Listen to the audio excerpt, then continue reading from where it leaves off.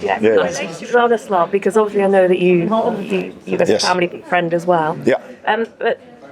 But I think would it be fair to say it's taken people by surprise this season that Liverpool, bearing in mind what he was taking on and the shoes he was going to fill after Jurgen left? Definitely, but I think it was Everton City when I was working for television when the news came in that they signed Arne Slot, and then some journalists found out that I played with him. So I think it was on Liverpool television and on Sky and all these companies I did interviews. If you look those interviews back last season in May somewhere or in April, then you can hear me saying that this is the perfect fit for Liverpool. And I was actually very convinced that it was very strange because I never put him on the list of my list for the follower. I was so with Xabi Alonso. I thought like this is perfect. Xabi Alonso, the way he plays with Leverkusen, former player, he knows everything, the pressure, he won the World Cup. So I thought he was perfect, and then he said no, and then they came up with new names, and then suddenly I heard Slot's name. I was like, of course. And then from that moment on, I knew he's perfect for Liverpool, and also. I told them as well. It's like not only it's also the situation you come in. It's not like they sacked Jurgen because it's bad, or like Man United with Ferguson. It all went downhill, and somebody had to come in and build a new team. He comes in, and the team is already there. So with details, what he does, a little bit more organized and a little bit more, defensively maybe. He changes little things, and then he's got a team that wins the league. And obviously, I never expected him to win the league, but I was definitely convinced that he will succeed here, only not that fast. Very much so, because it's been done in one season. What will this do for him, though, now, then going forward to the next season? Because our interactions with him, he's very 24/7. He's very... Yes. Yeah. Doesn't switch off. Yeah, so I will say we won the league now, especially when we beat Everton. But he will say like, no, it has to be official. Same as Arteta says, it's not over yet, and we'll fight to the end. That's what all the managers do, and it's also the best way to prepare. It's like you don't get carried away. He doesn't get carried away when things are going well.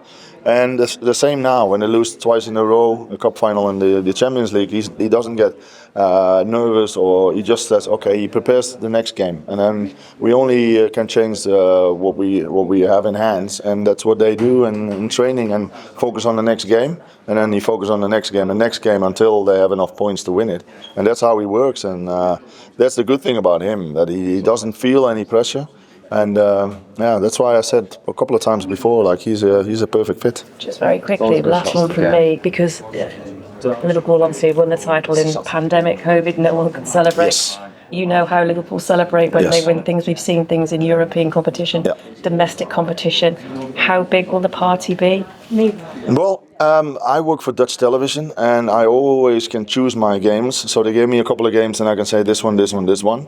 And they say, okay, do you want to go to Tottenham or the Chelsea away game because you can win the league there? And I said no. I said I'll be there at Crystal Palace because they get the trophy, and I will stay a day longer for hopefully the parade on Monday, the day after. So no, there will be, especially now. It's always unbelievable. I still have the video that I made myself on the bus when we won the treble in 2001, and that was just unbelievable. You see people crying on the street, and it's like old people, young people, kids on the shoulders of dads, and people standing in houses, and it's just unbelievable. And I saw after we won the Champions League in 2019, I think it was close to 750 or maybe a million, or they talk about 1 million now. After COVID, this will be an absolute unbelievable party, and I'll be there. I'll be there, definitely. Yes. Sander, can you quantify how big an achievement it is to win the league, considering where he came from, what he was taking on, who was succeeding, and just still coming to a Premier League as a new manager?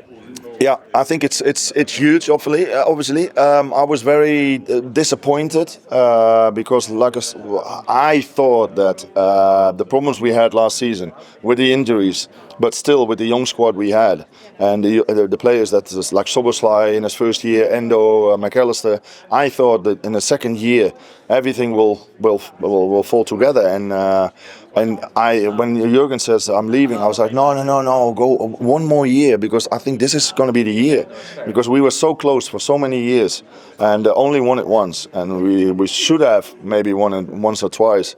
And we were so close the year before. We were 5 games before the end. We could still win everything. And so yeah, when Slot came in, obviously it's almost impossible to fulfill the boots of Jurgen.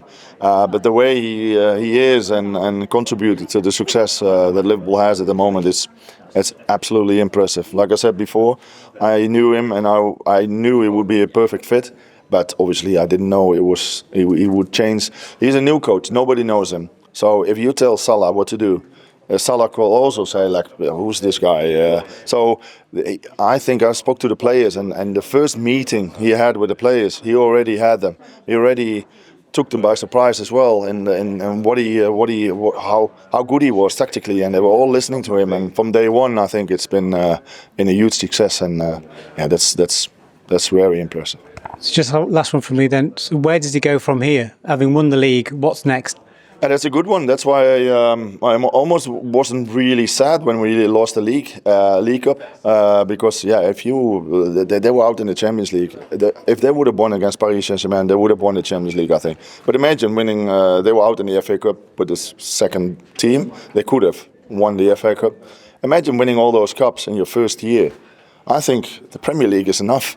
So let him win the Premier League in his first year, and then next year he can win the FA Cup or the Champions League. And I know this will be also a special Premier League because it's the number 20, and then we equal with Man United. But we have a lot more trophies, so we will be the most successful team in the history of English football.